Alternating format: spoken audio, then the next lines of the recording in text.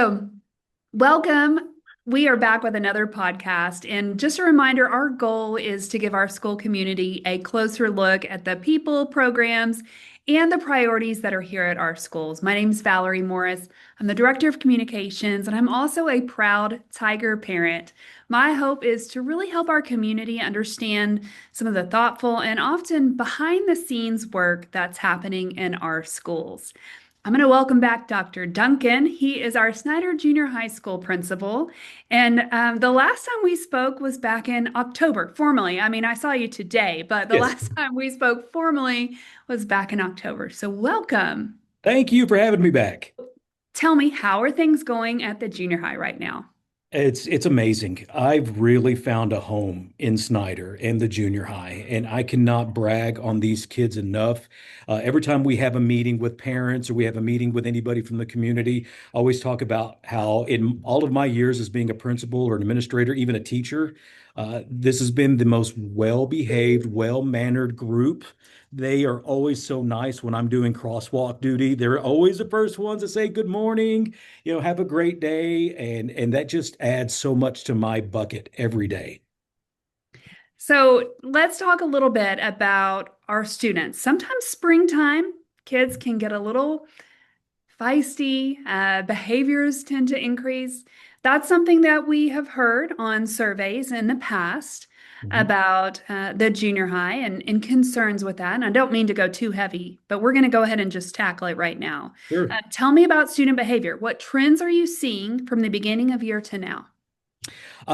Trends, we do have some transition issues with sixth graders coming in, and I will say that this is the absolute best sixth grade group I've ever had the privilege of working with. I absolutely adore them, every one of them. But a lot of our sixth grade boys have some trouble transitioning to junior high and the freedom of going from class to class and having some time in between to socialize, which we love socialization in the hallways. We love when they find their friends, and there's a lot of happiness. But sometimes they get handsy. We can do, some what we call the old dope slap in the back of the head, or pulling on someone's backpack, hitting somebody like on the arm and running. And that's something that I've seen in every junior high I've ever worked in. Snyder Junior High, no exception to that. And it's a teaching moment. You talked about keeping your hands. It's the same rule we've heard since pre-K and kindergarten. Keep your hands and your feet to yourself. There's a reason for that. So we see an uptick in that, as we call it, the cabin fever. We know that things are getting warmer outside, and I think there's just a little something that happens in a junior high brain that just makes them want to kind of get a little rambunctious. And like I said, you get the cabin fever, the spring fever, nothing horrible. Our eighth graders, those are the ones that you typically see increase in those behaviors we don't want to see. I can say that Snyder Junior High is an exception here. Our eighth graders are buckling down. They're getting ready for STAAR. We see very few incidents from eighth graders. They know that pressure is on and it's game time, and it's something that they've been preparing for since the beginning of the year. And we've talked about four more points on STAAR. Give me my points. I want points in math and I want points in RLA. And they've really taken that to heart.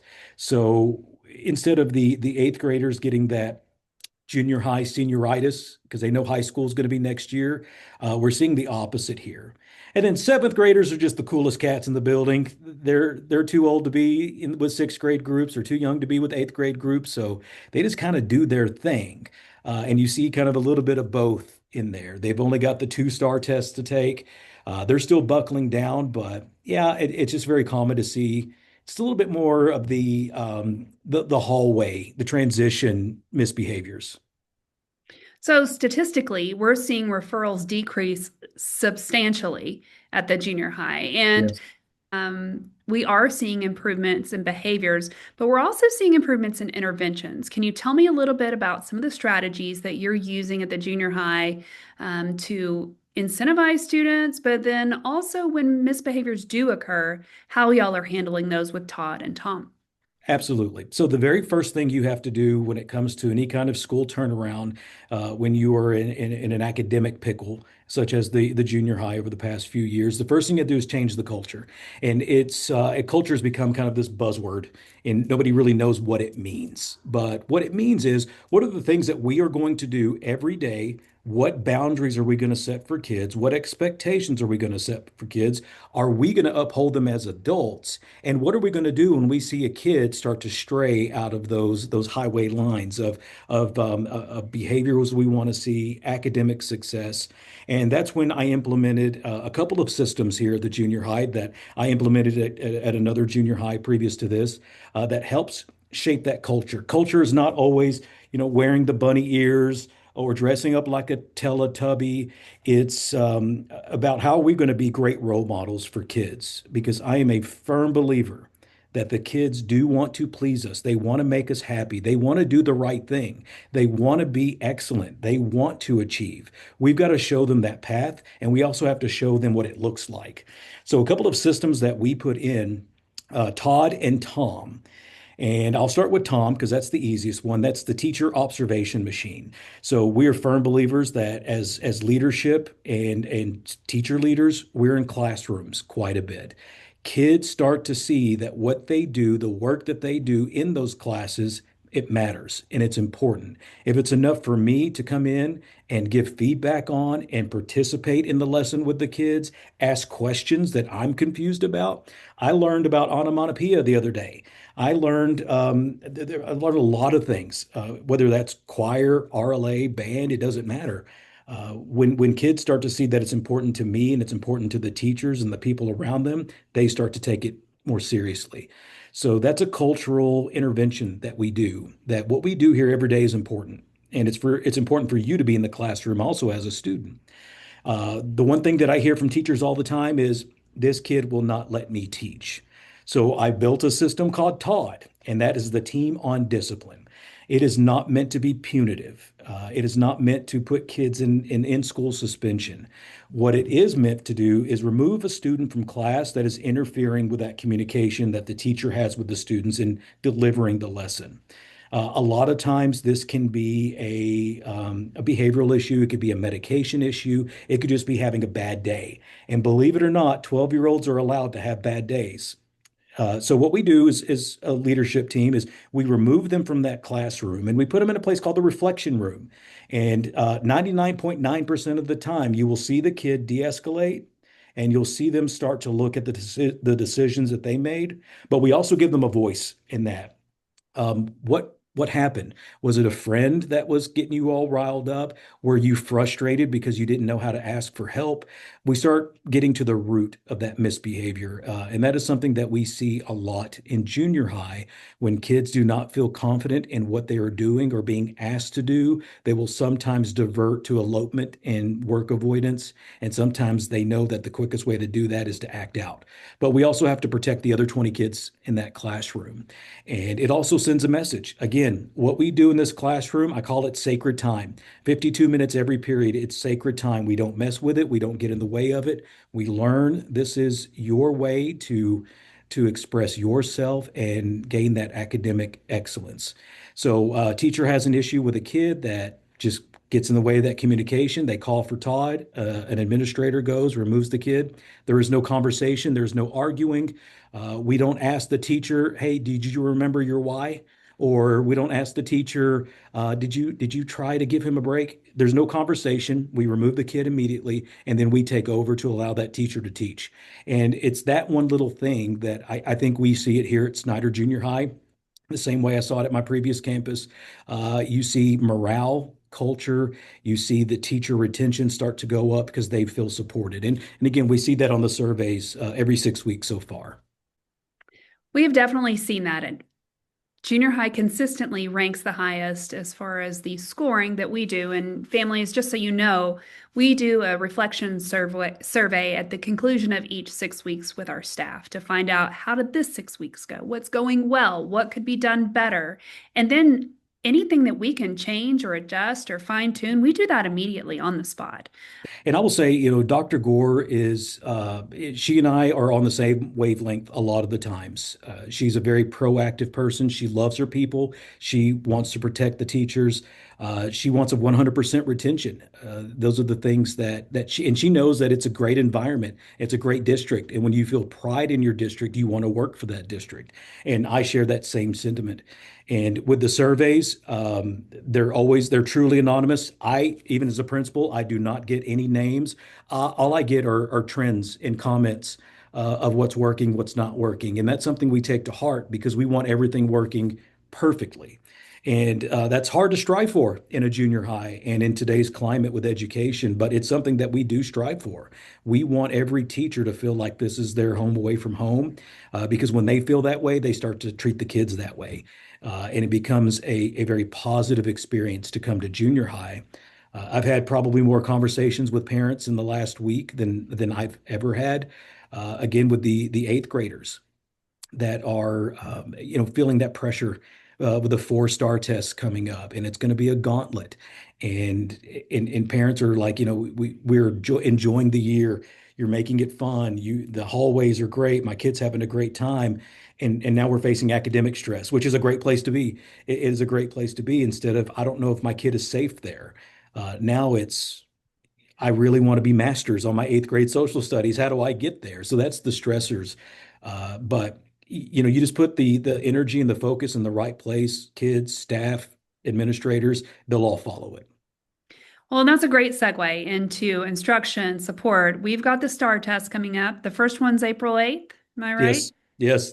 So that's the first one. Junior high is leading the way with the STAAR test. And it's no secret that those have been a struggling point for Snyder Junior High for a long time. And a lot of that has been rooted in culture, in discipline, and we're well aware of that. And that is why these initiatives that you're talking about, Dr. Duncan, are so important and why we're so excited to see them take hold and really transform the culture at Snyder Junior High. What are you seeing in terms of instruction and supports in place for the students? What are you excited about that's been happening? I'm excited about teachers wanting to do the right thing. They want to become masters at their craft instead of this is just a paycheck or my other job fell through, so I guess I'll be a teacher. We're seeing a lot of, all of our instructional staff dig in with the kids. And it's not about A through F. It's about this kid deserves an education. This kid deserves to taste success. And again, that's why we hammer, just give me a point. I'm not saying you have to be masters. You just do better than what you did last year, and you get a point. It's something that it's really beautiful to see as a principal when teachers are, even if there's not a scheduled PLC or a place where we can all come together and collaborate, they're still in each other's rooms working on lesson plans. How do I make this lesson plan better? With HQIM, which is the state approved curriculum, we see teachers that are working to make it theirs. And HQIM, it's like kind of one of those contentious things. The statewide, you're going to hear it in every district. It works for some, doesn't work for others, but it wasn't meant to be a one size fits all. It's meant to be a guide for educators to, spice it up, add your drizzle like you do at Starbucks, and make it yours and make it connect to students. And it does a great job of that. Our teachers do a fantastic job of that. It's an uphill battle sometimes. We have a lot of what we call collisions, and that's interactions between teachers and students, positive and negative, and then we're becoming experts at navigating those. And one of the things too, just to clarify for our families, HQIM stands for High Quality Instructional Materials. And it's really, we use Bluebonnet, which is Mhm. the state approved curriculum, which is a rebrand of curriculum that we've used in the past. And we've done surveys over the years and not as frequently as we do now, and certainly more responsive approach that we're taking this year to those surveys. But one of the things that we've received feedback in the district over the past 5 years is really just changing curriculums frequently. And that's why I wanted our families to know that the curriculum we use now may have a different name, but it's something that we've used in the district and then has kind of moved up through the grades into the junior high more recently. Yeah, the curriculum, it is what it is. There's some great things about it, and there's some things that can be a lot better. But the good news is, at least the state comes together and refines it as they get feedback from teachers and districts, stakeholders. And again, it's something that we have a lot of control over. It's something as a teacher, you can take a unit and make it yours while still delivering that state approved curriculum. That is at grade level. It's rigorous. It's hard. One of the things that we have to train teachers is that struggle is not always failure. And when you see a kid struggle with the content, that doesn't mean you're failing as a teacher. That means that the kid is engaging. And it's just like putting a 5,000 piece puzzle together. You're not going to be able to do it within 5 minutes. It's a struggle, but it's supposed to be a fun struggle, something to figure out. And that feeling of when a kid gets it, it's why we stay in this business. And we're seeing a lot more of that. We're seeing growth all over the place, Valerie. I can't even begin to describe the immense pride I have in every kid up here. We had an initiative on the writing tasks that come with RLA, the ECR, and it's the extended constructed response, and it is an essay. Kids can score up to 10 points. I'll give you an example with sixth grade. The first benchmark, I believe we had somewhere around 80 kids score a 0 on the writing part, which you cannot get to meets without doing the writing part. If you get a 0, you're automatically out. Then we put a specific emphasis, because I'm a firm believer, it's not that kids don't want to do it, they don't know how to start. And it looks like a huge task, an uphill battle, and it is. And as educators, we have to lower that activation energy. I gave them a whole biology example. We have to lower that amount of anxiety that a kid has before they write something, because that is going to be the most rigorous thing that you do in school is writing. So after this initiative, we had started with 80, we ended up with 8 students who scored a 0. Wow. Everybody, we had on average a 4 point jump. And we did see some 4 points go up to the perfect score of 10 points. And really, it was just being really explicit and laser focused on what is expected out of them. How do they even start this process? We at this time we were also doing the Biggest Loser on campus, and so everybody was trying to lose weight.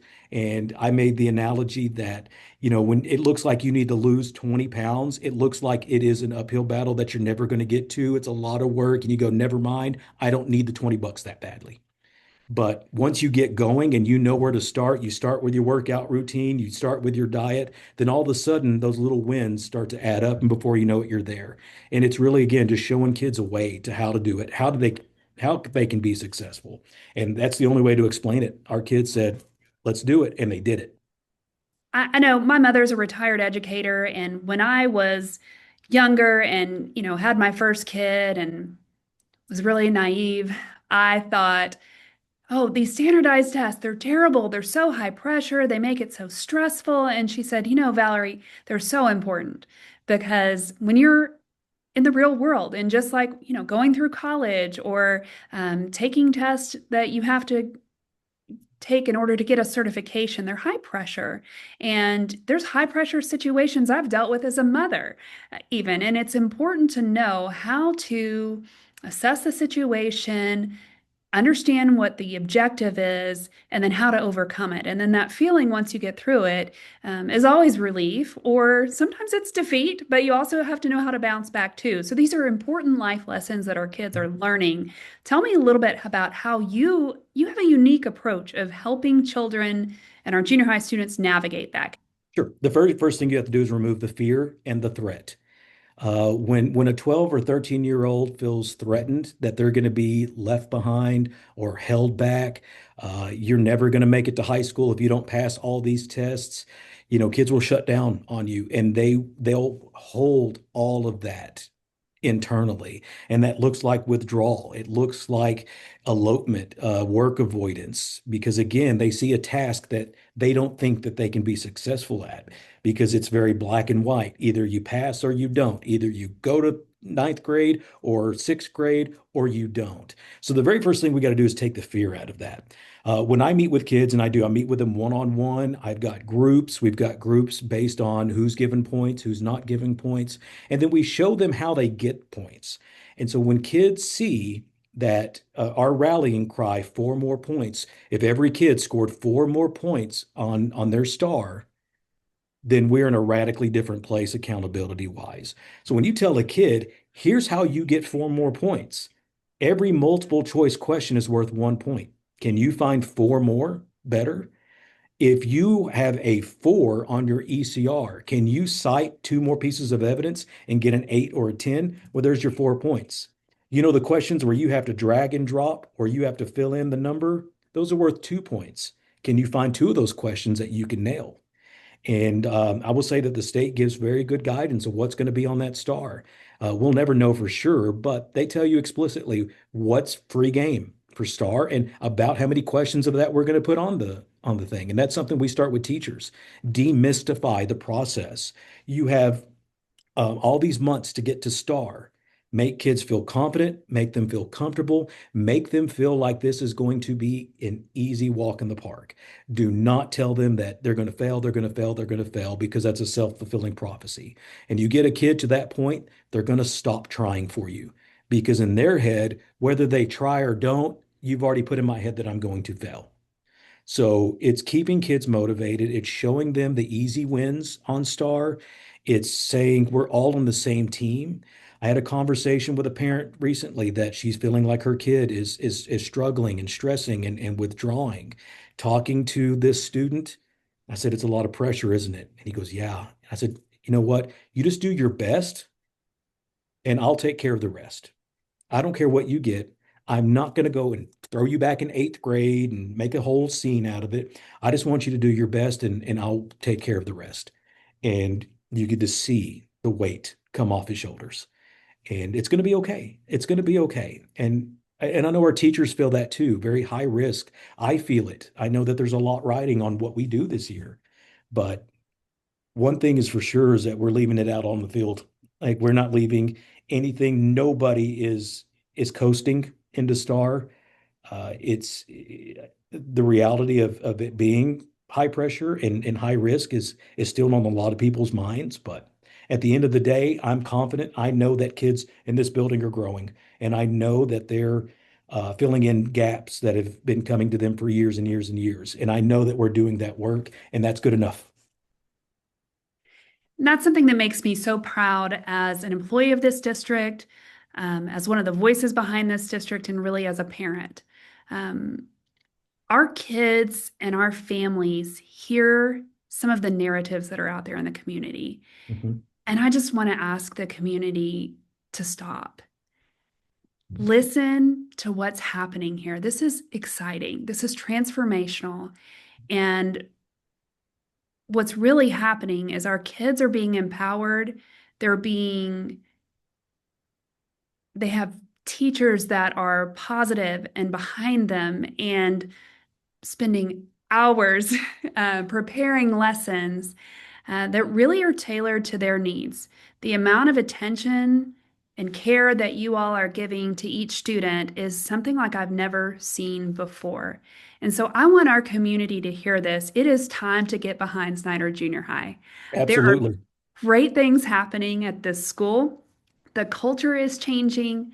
The academics are changing, but really the belief in our kids that is within this school is real. And we need our community to get behind us too, because the kids hear and they see what is being said about things that happened 10 years ago. And I can promise you that is no longer the case in that school. And it is so exciting.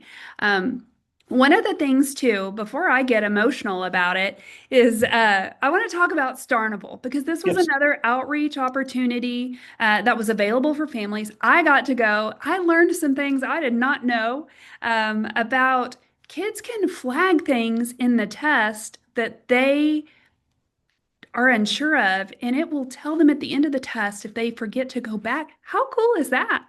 Mhm. I just would skip questions and then I'd get off on my Scantron and get every question wrong after that. So thank you for in technology for putting that in place. But I learned a lot of tricks Yeah. within the online STAR that are available. Tell me a little bit about what parents learned that attended Starnable, and if they didn't, what might they still want to know about the STAR? So at Starnival, it was an opportunity for parents and students together to see a what their kids have been learning, what's going to be expected of them for STAR, and also how your kid's tracking. And really, it was one of those moments where most of our kids are growing. We saw a huge jump between benchmark one and benchmark two. So as a principal, I'm not worried about sharing this data with any parent because chances are your kid did some great things. But what we did is we showed them how your kid did on benchmark one. We gave them their answer document, how they answered each question. They also got a copy of that benchmark test and the answer key. So if they wanted to, they could say, "Hey, why did you answer B for number two? Let me show you how to do that." Well, there's 1 point out of the four right there. When a parent interacts with a kid, again, you're sending the message that, hey, you know what, this is important, but I've got your back. And we did the same thing with benchmark two. We also gave some resources about how STAAR is scored. We gave a little chart that shows, 19 points gets you approach, 25 points gets you high approach, and so forth and so on. So parents knew and students knew what was expected of them because our kids know. Our kids know exactly where they need to be to get me a point. But parents may not know that. And they may not know what the difference is between low approach and high approach, or meets and masters, or what it's going to take for their kids specifically to get to one of those levels. And sometimes it is a matter, well, I would say for 70% of our kids, it's 4 points is the difference. And that's where we came up with the four more points slogan is about 70% of our kids really are within 4 points of moving up a whole proficiency level on STAAR. So that shows you how close it is. But parents got this. It was a QR code that had the release tests and the answer keys. They have a paper copy of their kids' answer document so they can see, and also how they typed their ECR, the writing part on the RLA test, and how they scored on it. So they could actually see what they submitted as an answer for that. If you missed it, I'm more happy to send you the QR code. You can just email me. I can put it in a parent square. You can just say, hey, I would love this. If you want your kid's folder, come up to the office. We've still got them. They're in my office. Come and get it. It's not too late. Even a couple of hours before the STAAR test is better than nothing. If nothing else, look at your kid's data. I am here. I am available. Email me, call me, text me, parent square me, and I'll get you the information that you need. But it was a wonderful opportunity. I did have a lot of cuts and scrapes and bruises and a broken pinky from the Duncan booth. Uh, but it was well worth it. It was well worth it. For sure. And I think the information that was in those folders was very helpful. And seeing the release STAR test, it is impressive what these kids are asked to do on a STAR and how well they have been prepared in order to do that. So It all I begins with literacy. And I've always said, especially the eighth grade social studies, that used to be your layup when we were kids. That was the easiest test you were ever going to take was history. I would challenge any parent of any grade level to look at the eighth grade social studies test. I'll even make the same argument with science, and good luck. I had to reread a couple of questions. It's a literacy test first, history test second. And if you are having trouble understanding how words come together, reading comprehension, it's a booger of a test. And a lot of the things that we do as far as those supports, we have a thing called tool time. It's 20 minutes of intervention that's built into the class period so your kid doesn't have to miss practice. But we work on that comprehension part, reading through, picking out the important parts of long passages that they have to answer questions on. What are some things that you want parents to know heading into STAR, and what advice would you like to give to our families about how they can prepare their child in these next few weeks and get them ready to do their best? Yeah, and the typical answer is make sure they get a good night's sleep, make sure that they get breakfast. I know most of our parents do that already. I would say, what to expect before STAR is, some reviews, some closing in some gaps. I'm pulling in students just to see how they are mentally and physically, emotionally. Are they ready for STAR? And the advice that I would give is hype your kid up. I promise you, they have been working extremely hard this year. I see it every day. And the students and the teachers know that I do not put up with laziness or mailing it in. They know that I hold teachers accountable just as much as I hold students accountable. And when we're not doing the right thing in the classroom, it's the kid that suffers. And they're working too hard to get that kind of treatment. So but yeah, that's what you're going to see. You're going to see a lot of, okay, let's go over this again. We know that this is going to be on STAAR. Let's go over it again. What questions do you have? Help your partner. Um, but we're ready for it. Uh, there's nothing new that is going to be learned between now and then. We've got it all out there. There's nothing else that we can do. Within those folders are some sheets. I know we saw one from Lohman Education Mhm. for history with just some quick things to review. And it's a fun conversation. My husband's a history buff. He enjoys looking at what they're studying and being able to have conversation and dialogue. So there's some good dinner conversation that you can have, things to talk about on the way to school, pick a couple of topics to review, and that also, one, helps your child review and keep things top of mind, but it also shows that it's a priority, that it's important. Without adding a lot of stress, we don't want to stress them out about it. It just in ways to increase their confidence and then make it something fun and conversational with your child.